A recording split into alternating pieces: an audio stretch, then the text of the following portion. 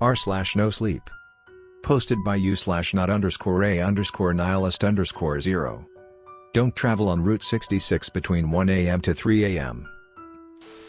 I have been instructed by my psychologist, Dr. Goodwin, to at least share my experience with a stranger. He says it'll help alleviate the urge to cut. He says it'll help to alleviate the suicidal thoughts. I'm never confident enough to open up to friends and family. The idea of being vulnerable in front of loved ones is just insufferable. I'm always afraid that they'll think I'm crazy. It's bad enough that Dr. Goodwin doesn't believe me. He thinks that my bottled emotions had gotten the better of me, which caused a psychotic and hallucinogenic episode. The constant compounding of stress, sleepless nights and a failing marriage must have all taken its toll on that night, he thinks. But I don't care what you think nor what you say. I just need to share my trauma. I just need to get it out of my soul once and for all.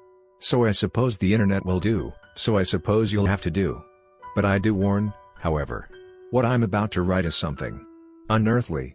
It's as if H.P. Lovecraft, Edgar Allan Poe and Stephen King all got together to create the magnum opus of horror. For those who have weak stomachs and or weak hearts, I highly discourage you from reading my experience on Route 66.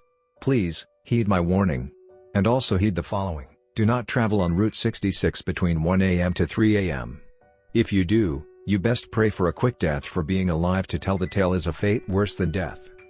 God, I thank you for this blessed burger that I'm about to devour whole. Amen.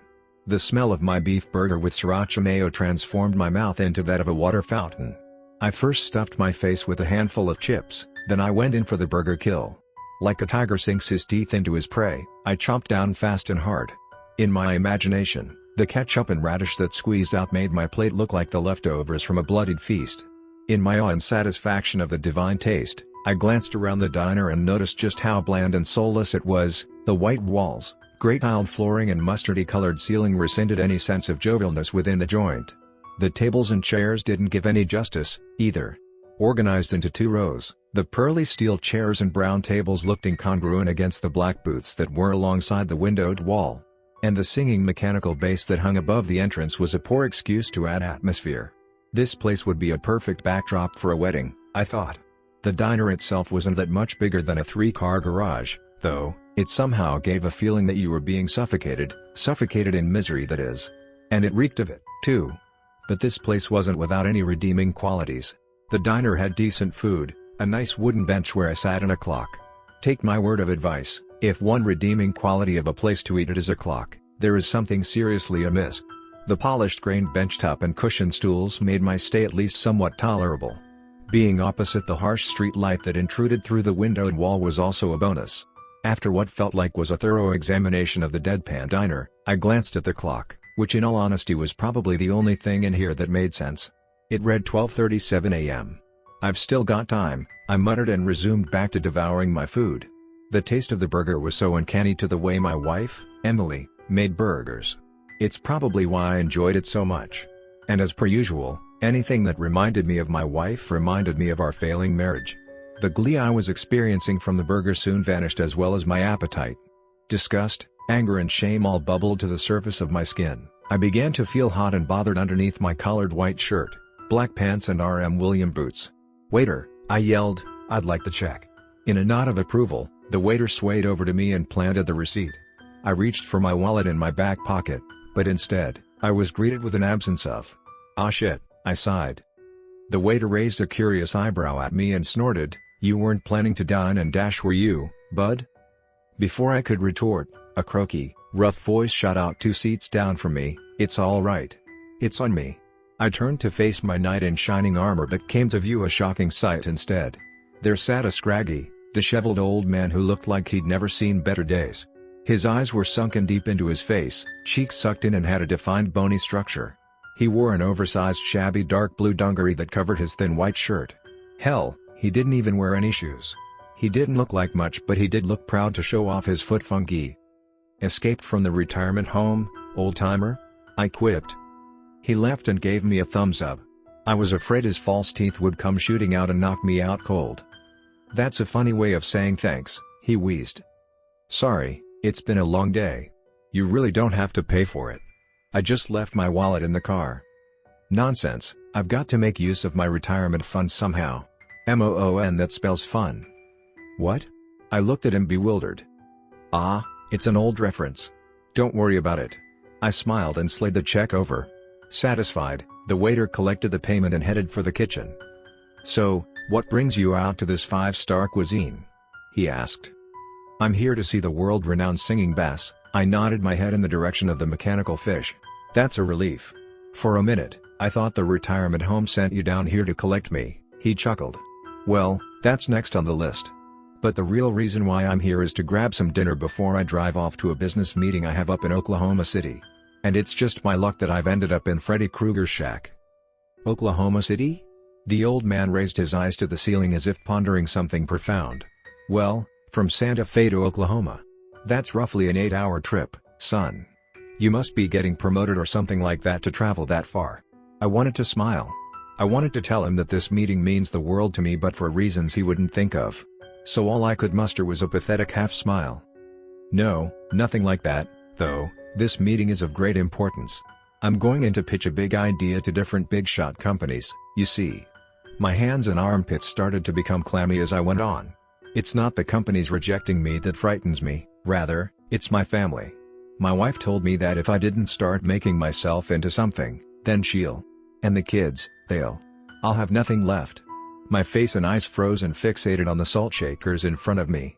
In my peripheral vision, I noticed the man's expression changed from joy to one of sorrow and sympathy. There was no more laughter and or banter to be had. In a desperate attempt to change the topic, the man jumbled and stuttered over his words until he finally managed to articulate a sentence. Well, Mr. Businessman, I hope it all goes well for you. I've enjoyed our jokes, but I've got to get going on home now before Clifford, my English bulldog, gets too worried. What was your name, by the way, son? He leaned over and extended out what was his hand, but really it looked like 5 twigs glued onto a leaf. His body and stature were frail and small, so I was seriously considering shaking his hand in fear of accidentally snapping it off. Jones, Jack Jones. I remarked whilst making sure to not squeeze his hand too hard. Well, it's a pleasure, Jack. I'm Bond, James Bond, but the locals around here call me Tom Drowery. We exchanged smiles.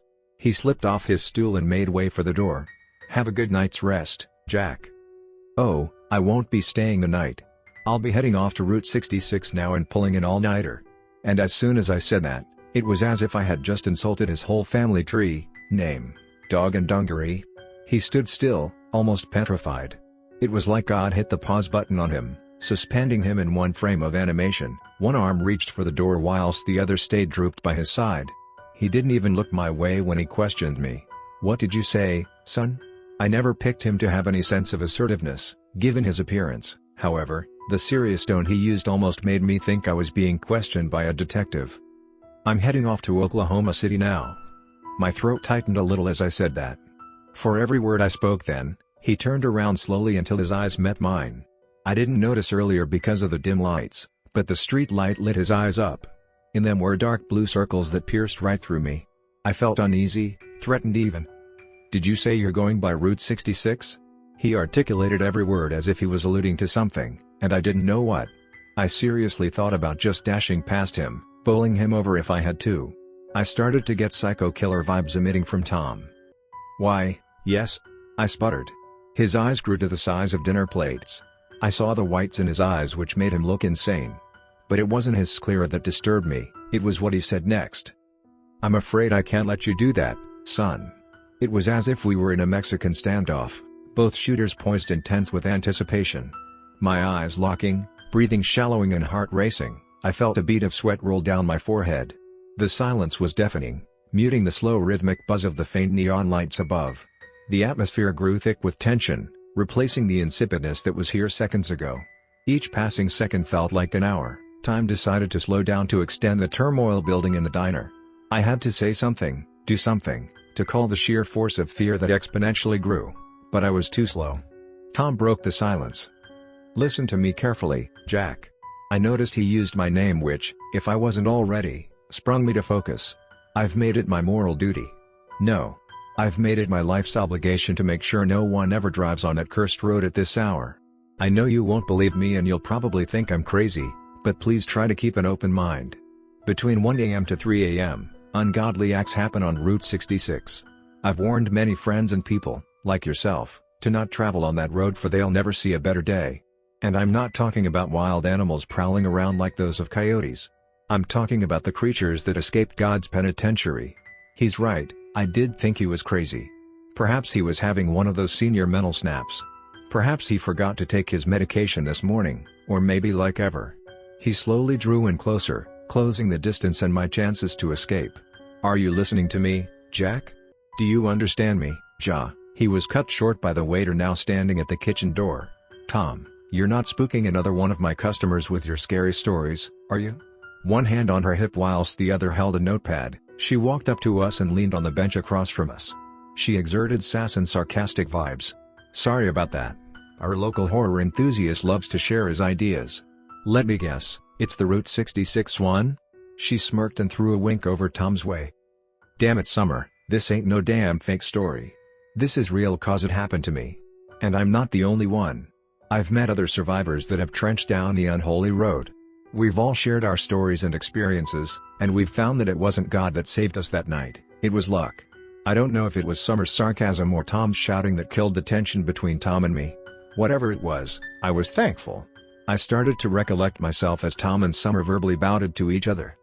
Love having you here, Tom. Anyway, what can I get? She stopped herself to allow her luring mixed-colored eyes to focus on me.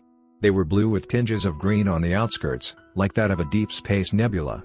Wait a second, you're the guy that tried to dine and dash. Summer looked to be a bit shorter than me, roughly 5'8", petite in figure and had freckles that complemented the contours of her face. Her hair was that of pure white snow, all compacted together into an intricately made bob cut. That's not exactly the best thing to be remembered by, I replied. And besides, my wallet's in the car, thank you very much. Sure it is, she said, rolling her eyes playfully. So can I get you anything else? No thank you, I'll be taking my leave now. I stood up fast, almost falling over from the lightheadedness I got from my blood rushing too quickly. All I wanted to do more than anything was to get as far away as I could from Tom. I looked down as I passed him, averting my gaze and any attention I might warrant from him. But alas, that didn't work. As I brushed arms with him, he grabbed a hold of my arm, refusing to let me go. It wasn't a strong grip. I could easily pull out from it, but it was a grip that had that authority to make you stop in your tracks. It was serious. Jack, please. If I can't stop you, then listen to me and listen well. His words were coarse, enough to make you want to stand a good distance away. I glanced over to Summer and she looked shocked. I don't think this was one of Tom's showman routines, I thought. There are rules to the road, rules you must obey or else. He zoned out, eyes lolling to one side, then quickly shooting back to meet mine. Jack, there are two possible scenarios that can happen on that road between 1 a.m. to 3 a.m. You can die a slow, gruesome death, or you can be haunted for the rest of your days, like me. I could feel his grip on me tighten as his hand became colder. There are 4 rules to Route 66. 1. Do not take your hands off the steering wheel for anything. If you do take your hands off, immediately put them back on or else you will rapidly rot away. You have to keep both hands on the wheel, not just one. 2. Do not exceed a speed limit of 100 meters per hour. If you do, you will summon the Great One. 3. Do not slow down or stop for anything. If you do, the bone clacker will catch up to you. If it does, you have to go faster than it runs, even if it means breaking Rule 2. And you'll know if it's the bone clacker for it carries a malodorous presence with it. 4. This rule is the worst of all, so do not under any circumstances digress from it. If your radio suddenly switches to a random channel that has a male announcer, do not touch your radio. No matter how disturbing, unnerving and maddening his words are, do not turn your radio off, change stations and/or change volume. If you do, the man on the radio will pay you a visit. How I know this is because he has already visited me. Tears trickled down Tom's face. Tom looked down as if to indicate to me that this is what happens if he visits you. Sniffles and an even more raspy voice soon ensued. He'll take your life, energy and soul, Jack. You'll be forever damned. Your blood will belong to the devil himself. Okay, Jack? Hey, are you listening to me, son? No matter what monsters you encounter, you must always follow these rules. Promise me, Jack. Promise me that you will. It was his piercing words that broke me out of my trance. Let go of me, you crazy old fool. And keep your damn story to yourself, you bloody old coot. I ripped my arm out of his grip, almost ripping his fingers off entirely. Tom shot his arm back and looked at me with dismay and concern. He looked back for Summer, no doubt to see if she would help convince me to not go, though Summer was nowhere to be seen. No doubt she went back into the kitchen and away from the confrontation. I made straight for the door and threw it wide open. The door smacked against the building with a loud bang, disturbing the night's peace. The cool air soon greeted me by brushing up against my face, caressing the ends of my aviator-like mustache. The night sky was clear, showing off its big white eye with all its brightly lit freckles, not a cloud to be seen. I stepped out into the parking lot, quickening my pace toward my 1968 Mustang. As soon as I got in, I slammed my door shut, taking in some deep breaths to calm my nerves. In my side mirror, I saw Tom hastily stepping out of the diner, too. "You are dooming yourself. Please, listen to me, Jack. At least listen to this. The first sign you'll notice that you're in trouble is that your time will freeze. If you're lucky enough to make it out of that hellhole, then your time will resume. This is how you know you've survived. Do you hear me, Jack? Don't go." His words penetrated through my car door as I rammed the keys into the ignition and fired the engine up. I soon sped out of the diner and onto the main road, stirring up dust and debris. I looked in my rearview mirror and saw Tom, gradually getting smaller. Even though his appearance was withering away, I could still make out his face, as if it was being burned into my brain. He didn't look frustrated or angry, just disappointed and hurt.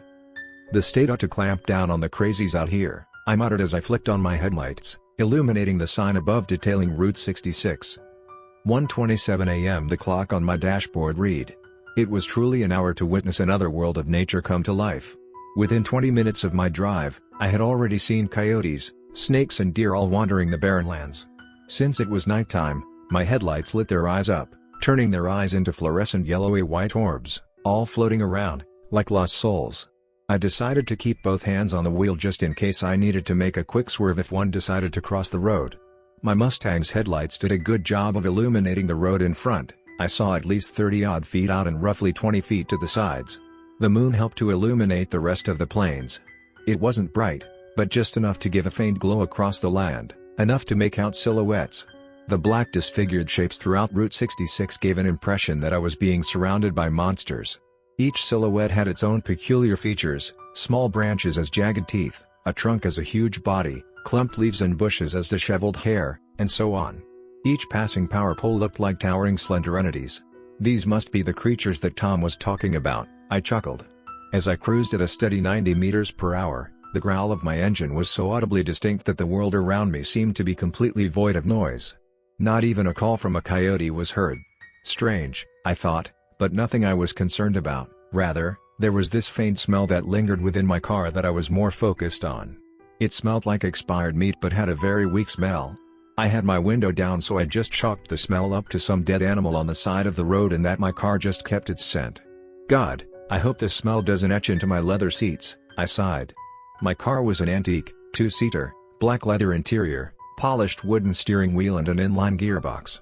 However, the engine was a bit busted, meaning I couldn't travel speeds beyond 100 meters/ph for the risk of engine failure. Absolute beaut she was though, which is why I kept the radio off as I enjoyed listening to her growl.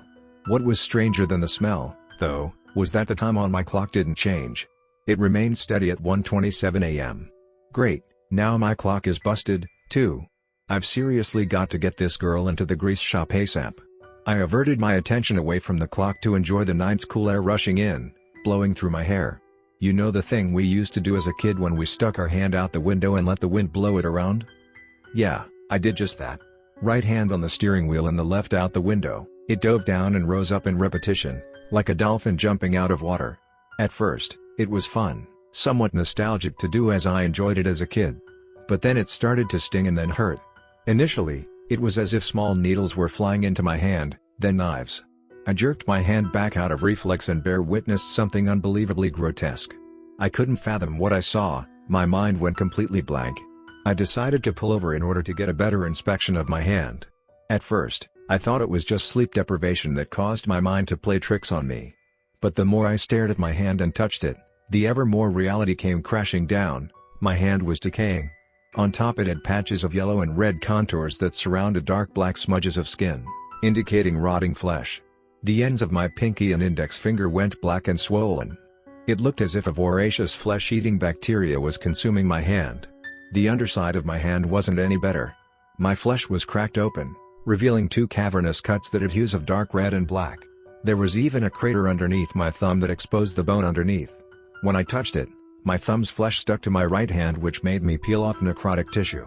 I couldn't believe what I was seeing. I sat frozen, paralyzed with fear and terror whilst my eyes were glued to the wicked sight.